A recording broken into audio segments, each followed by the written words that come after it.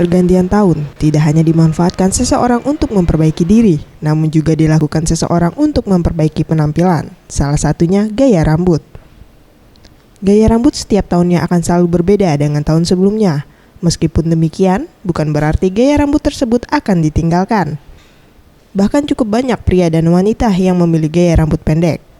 Menurut Dedi, penata rambut yang ditemui Senin 11 Januari 2016 menjelaskan, model rambut top man dan spike, yaitu rambut tipis di samping atau undercut, masih diminati para pria.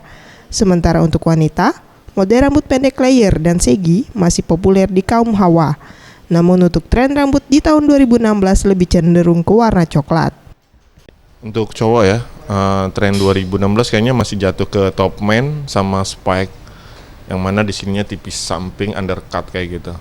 Oke. Untuk cewek masih kayaknya layer ya, layer absolut ya. Segi. Masih segi. Kalau pendeknya masih bob pendek juga masih tetap kayak model lama juga sih.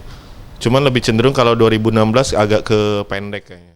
Mega Dwi Handayani, Gusti Putu Sumertayasa, Sriwijaya TV.